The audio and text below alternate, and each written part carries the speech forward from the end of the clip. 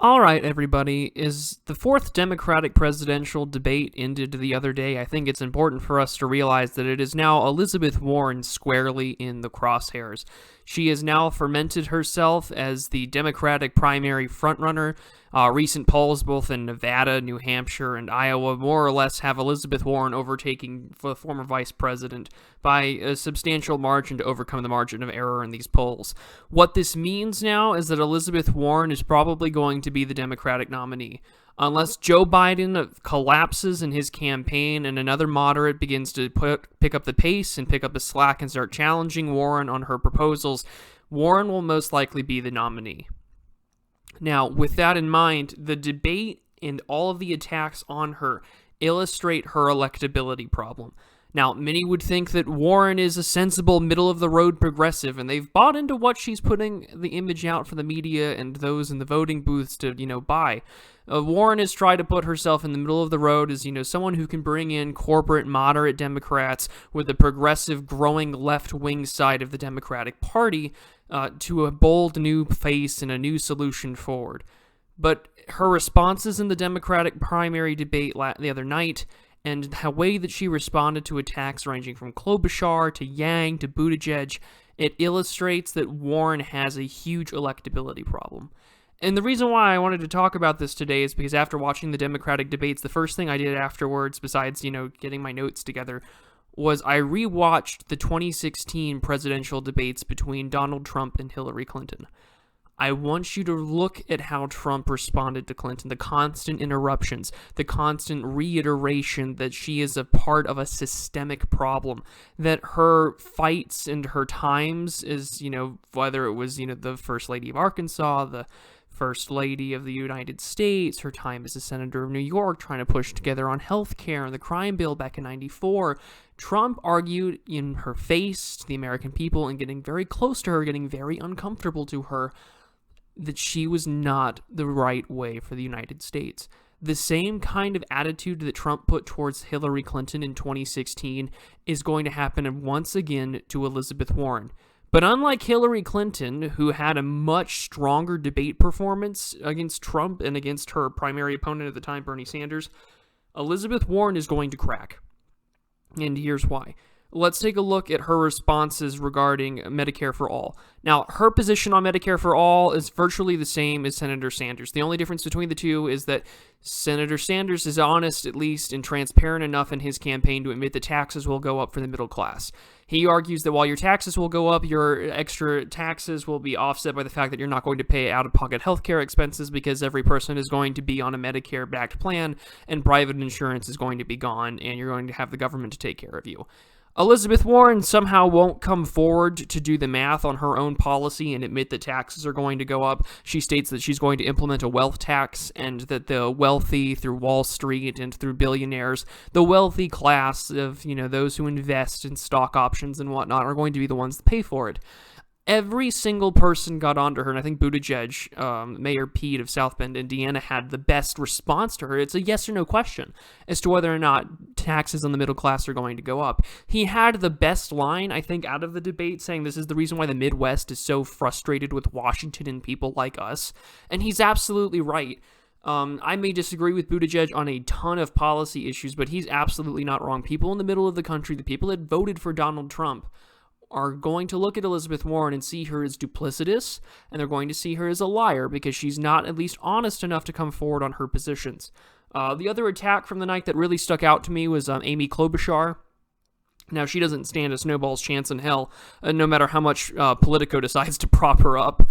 Klobuchar goes, Elizabeth, not all of us here want to protect billionaires, and all because we have different ideas than you doesn't mean that we don't care about the country or that we want to protect these people.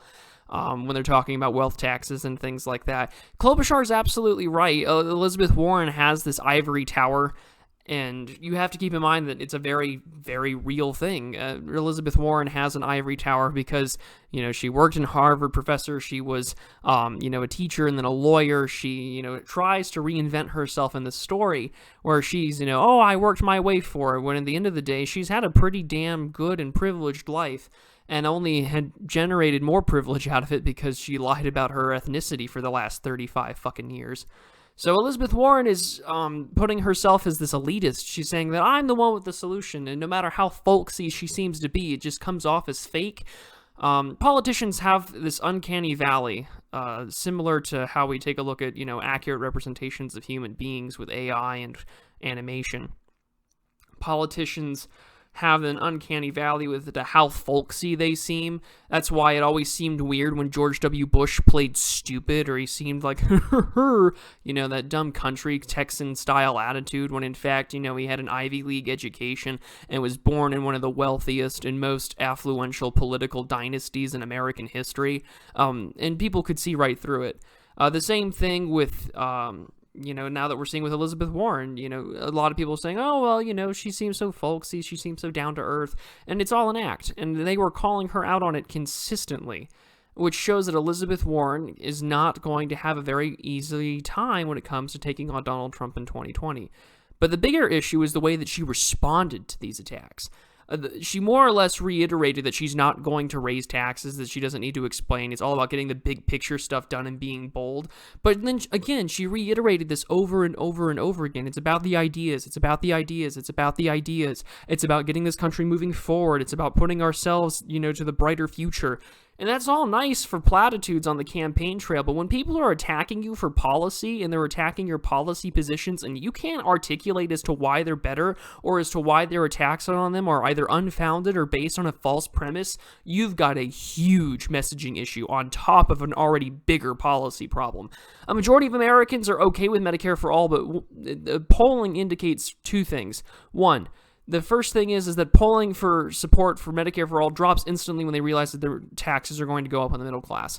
Drops down significantly. And then secondly, an even smaller percentage of Americans are for the idea of abolishing private healthcare insurance. So you get these progressives like Bernie and Elizabeth Warren who are just like, I don't think anyone's happy on their current private healthcare plans.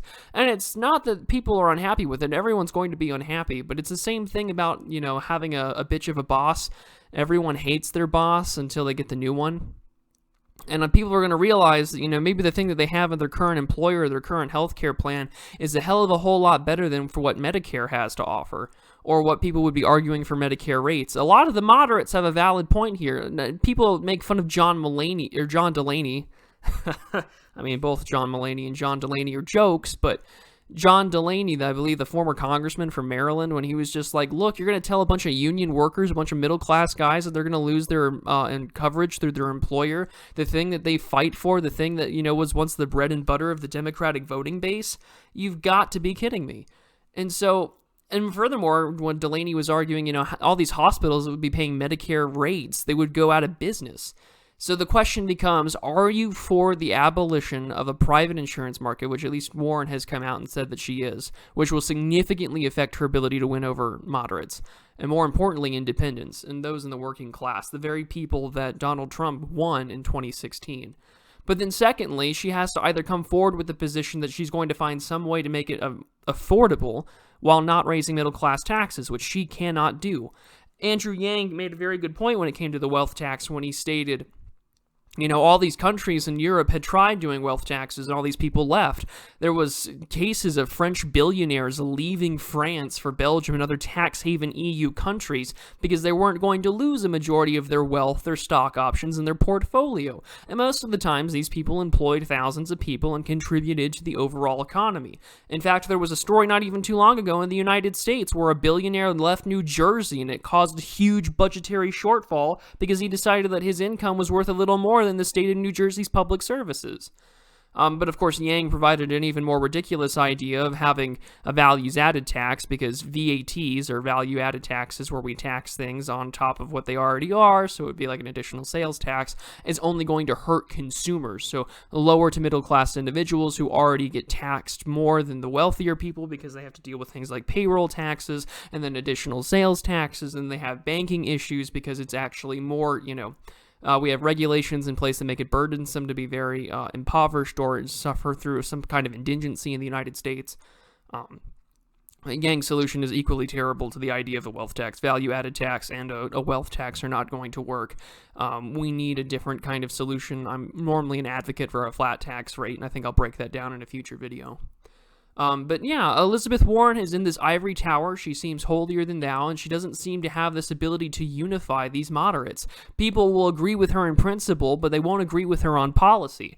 And because people are willing to agree with the spirit of things, because they're Democrats, they're ideologically similar, but they can't come together on how to find a meaningful solution that doesn't screw over their voting base, Elizabeth Warren is now in a position where she's holier than thou. She's lied about her ethnicity for the last 35 years, and she constantly rearranges her story to put herself as a victim that overcame it all. Overall, Elizabeth Warren is in a really bad spot, and I cannot wait for her to face Donald Trump on the debate stage, because she will crack, she will lose, and Donald Trump wins 4 more years. That's about all. I'll see you guys next time.